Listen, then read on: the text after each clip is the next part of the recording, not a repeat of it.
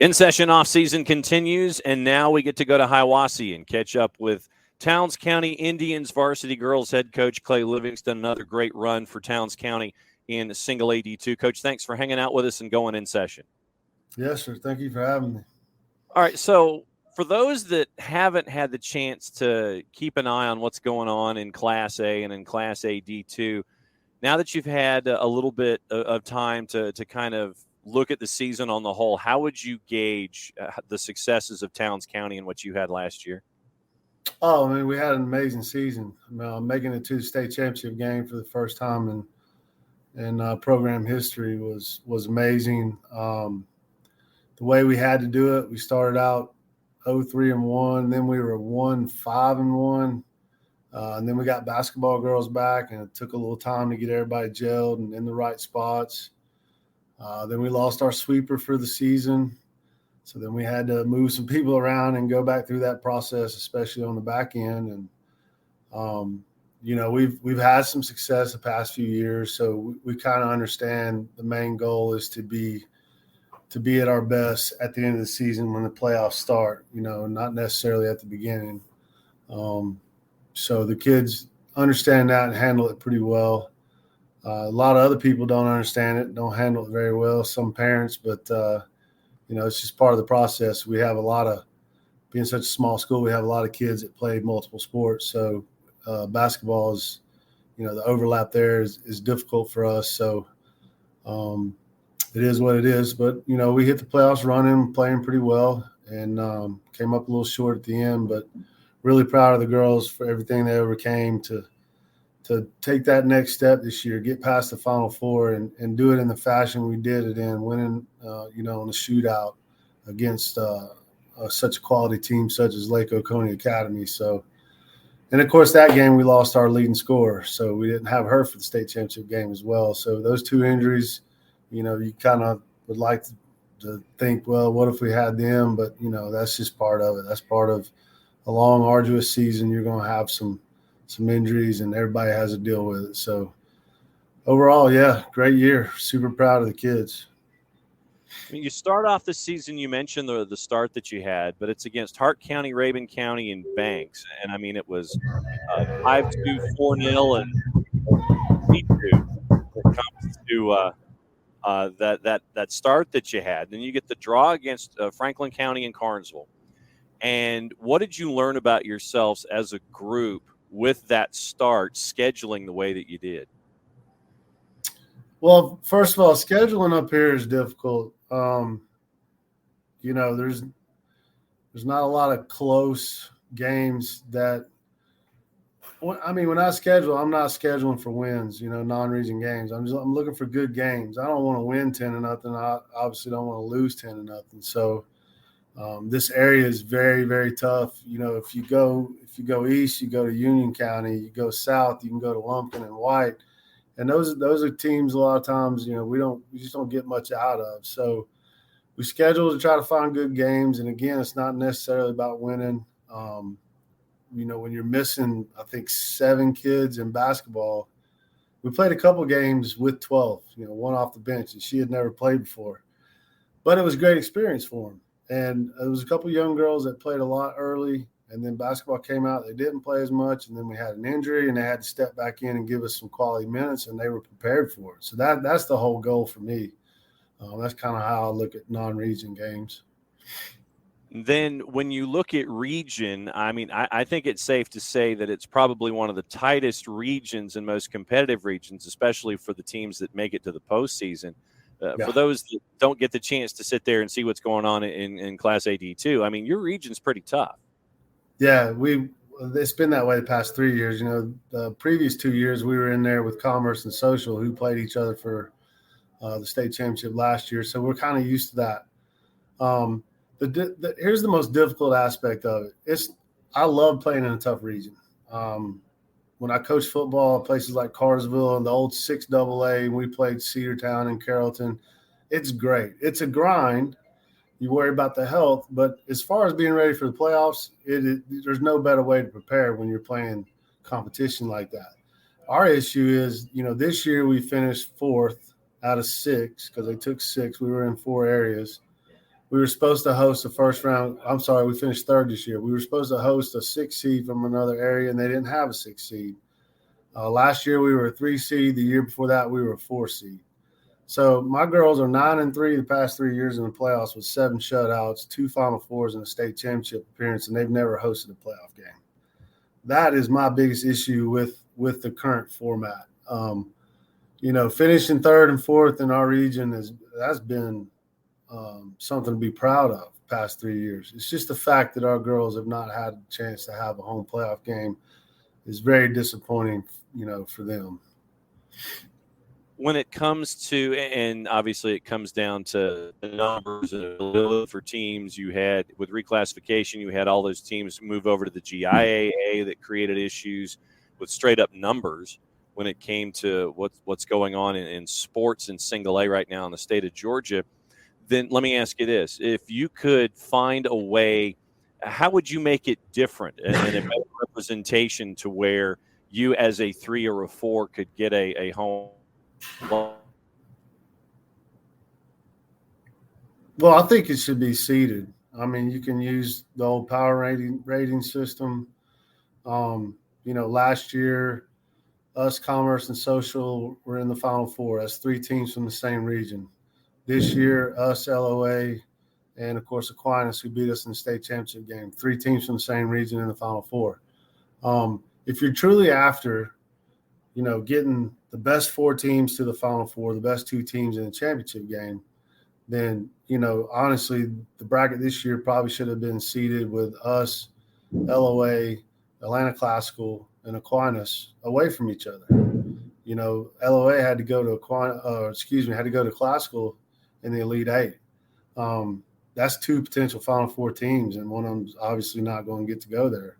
So I think, a power rating system will give some teams that deserve, at least one home playoff game that opportunity. It will get your 4 best teams into the Final Four, ultimately your 2 best teams into the championship game, and that's what the goal should be.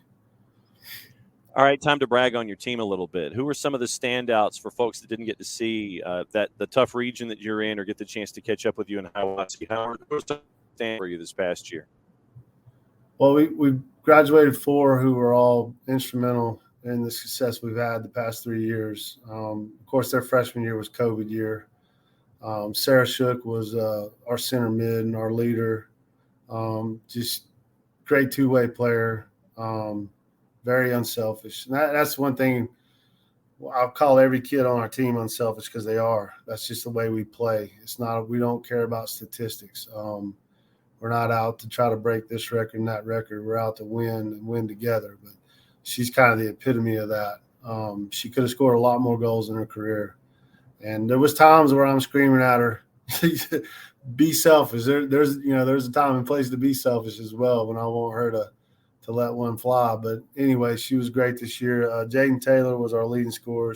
She was the one that got hurt in the Final Four.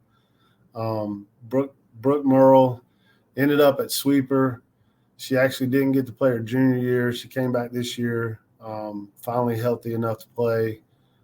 Started out at left back, ended up at sweeper after an injury and was amazing. Elena Stowers was our right back. Did all our free kicks, all our goal kicks, all our free kicks from outside 30 yards. Had like 3 or 4 goals this year off free kicks and 4 or 5 assists. So that was one thing when I first got the job, and I was trying to talk to these girls about the expectations. I want all 11 to have the same touch. You have kids that may be a little more aggressive, more offensive minded, or maybe a little more conservative, a little more defensive minded, but we want touch all over the field. And Elena kind of epitomizes that with her scoring goals off the back end for us. And we ran a 2 goalie system this year.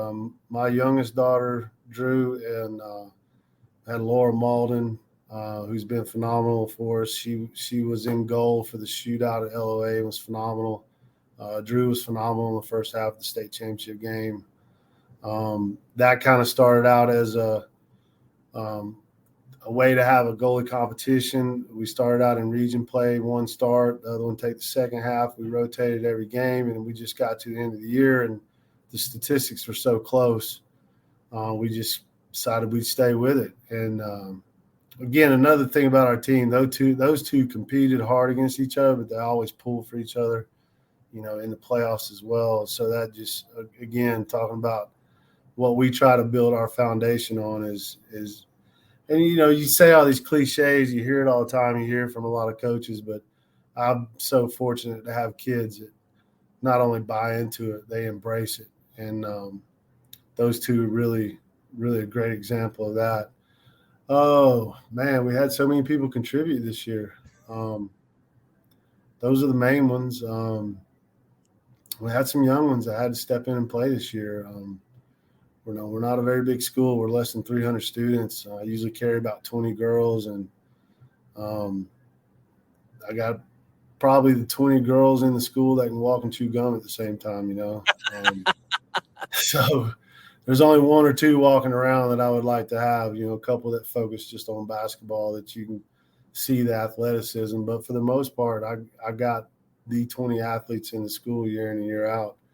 And they're just phenomenal. They're just amazing kids. They love each other and they compete for each other, and they're always encouraging each other. It's been a blessing for me the past 3 years to be their coach. And it's one of those things where you have all this success and everybody wants to pat you on the back. Coaches get way too much credit when things go well, and they also get way too much blame when things don't go as well. Let's be honest. When you have a group of kids like I have, you should be successful, and we've been fortunate enough to do so. Towns County girls head coach Clay Livingston hanging out with us as we go off season in session here, brought to us by our friends at Kaiser Permanente. What's the response been like in town and on campus with the success over the last couple of years? What's it been like there in Hiawassee and the fan and the student support? We have amazing support. We get into the playoffs, they do a send-off. And so I've been here 7 years. I came here to coach football. Long story short, I got 3 daughters. The soccer coach left. My 3 daughters love soccer, so here I am coaching soccer. I've coached places like Carsville, North Cobb. When I was in North Cobb, 2,700 kids. And I say all that to say this. This is a special place. It's such a small place, small community. We still do a lot of things that you just wouldn't see at other schools. So in the playoffs, when we leave, we get an escort to the county line. And it's police, fire, ambulance, wrecker trucks, the entire school, high school and middle will come outside to send the girls off. It's just amazing. And again, those are things that you just can't realistically do that at a lot of places. You let all your kids outside at one time and you're probably going to have some issues in some schools, but this is a special place. It's kind of got like an old school feel to it. And so the kids do banners in the hallways for us, and wish them good luck. It's amazing support from top to bottom. And that's one thing. I worked for Frank Barton at Carsville High School for 7 years, and Frank taught me so much. He taught me more about being a father and a husband than football, and coaching. But one thing he always talked about was your support has to start at the top. And our superintendent, Dr. Darren Barong, is very supportive. He's at all the playoff games. He's at all the games. And you probably know we've driven 4 and 5 hours to play some playoff games, and he's there, him and his wife. And that goes down to our principal, assistant principal, our athletic director. They all show up and support. And that means a lot to those kids. So especially the sport like soccer, it's still growing, especially in an area like this. And for those kids to see that support, it's amazing. Because, I look at your away schedule and I look at your playoff schedule from this past year. You had to go to Hartwell. You went to Banks County. Then you had a couple of home games. Region play, you go to Aquinas. Region play, you go to Greensboro to take on LOA. Region play, you go to Washington to take on Washington Wilkes. Then obviously you get the reversals, and then it's a portal in the playoffs. Hawkinsville is at a neutral site. Greensboro again with LOA, and then obviously a championship game again with Aquinas. That's a lot at 58 cents a mile on those Yellowhounds, Coach. It is.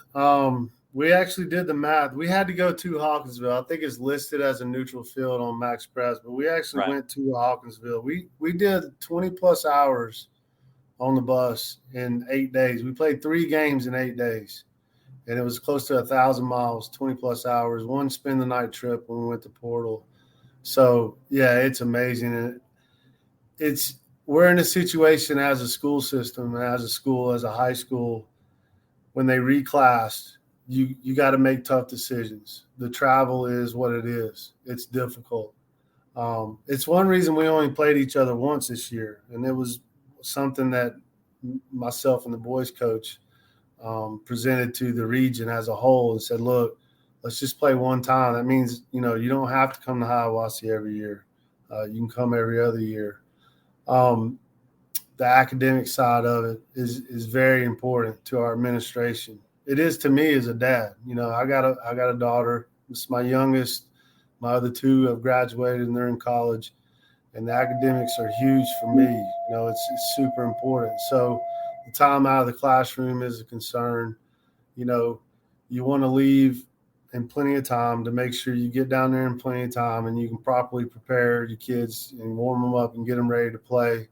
But again, you're missing that, instructional time in school. So it's tough. It's tough. And our administration, our leaders have had to make some tough decisions on that. For me, if we're going to do it, we got to do it. Like, we got to give our kids the best opportunity to be successful. Playing up into AA, going down the road to Raven, maybe to Union and places like that, that would help academically. But, you're playing schools with 8,000-9,000 kids. It's just not apples to apples. It wouldn't be fair to our kids. So it's tough, and we try to move some games to Friday nights. Softball, I coach softball as well. We try to do Saturday double headers. Again, we try to play like in soccer. We play just once. So you do what you can, but, it's the only way we can get close to playing people like us. I mean, honestly, the more schools that are like us are just across the border in North Carolina.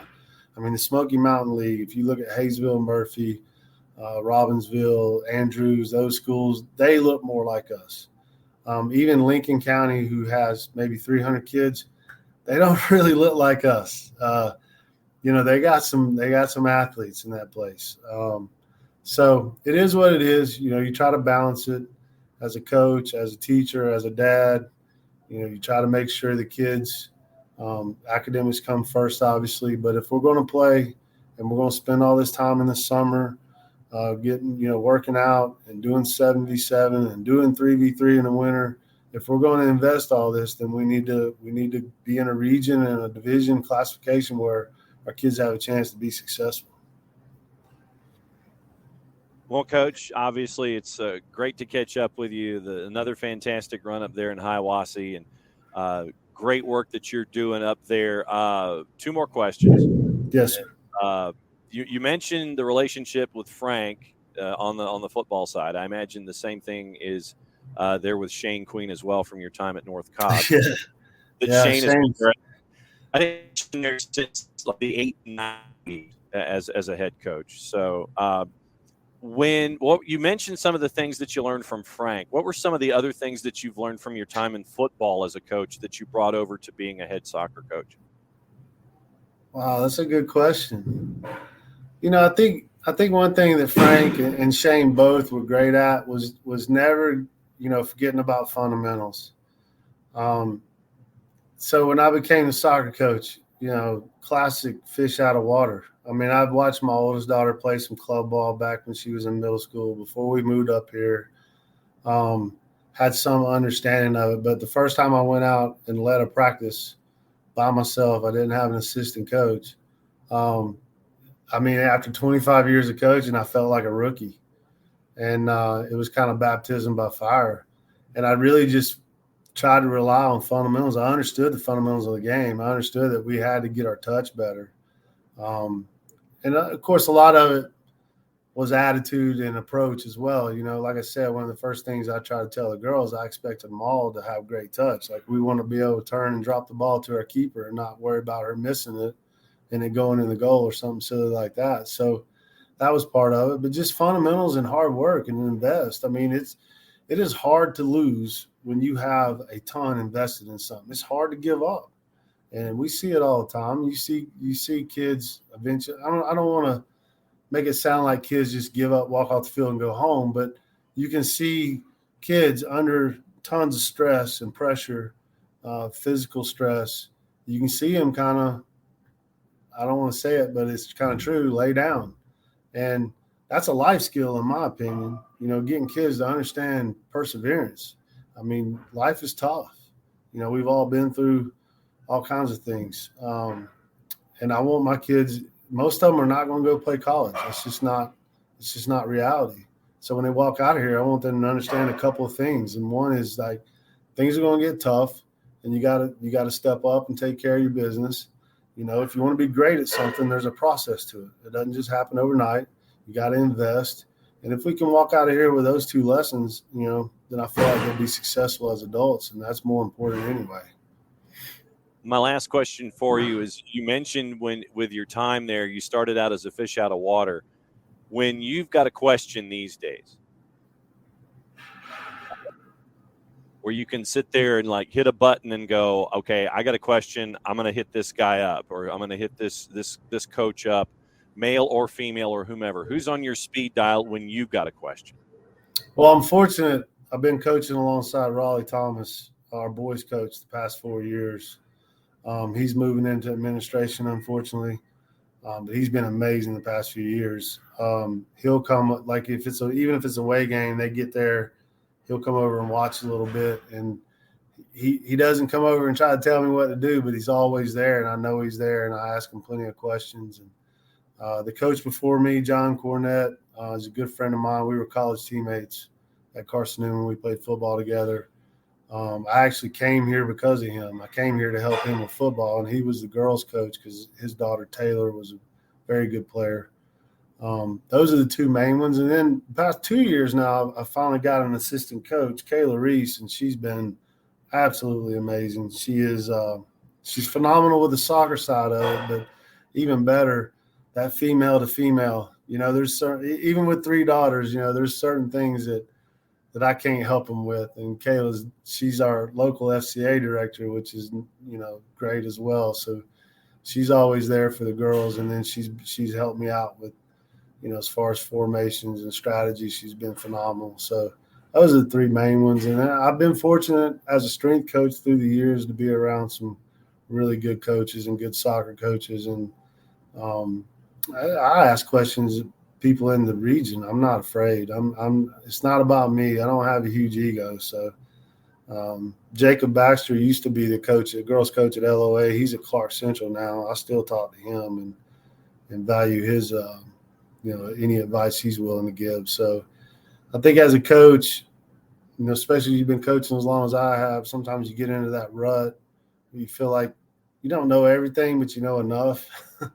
And your way has worked for so long, you kind of get stagnant. And so it's been kind of fun coaching a new sport. It's been a challenge, but it's been kind of fun and learning a lot of new things. And hey, YouTube is always there as well, man. There's a ton of stuff on YouTube. I'm not afraid to admit that I get some drills off YouTube. So whatever it takes, man, whatever I can do for these kids to help them be successful, that's what we're going to do.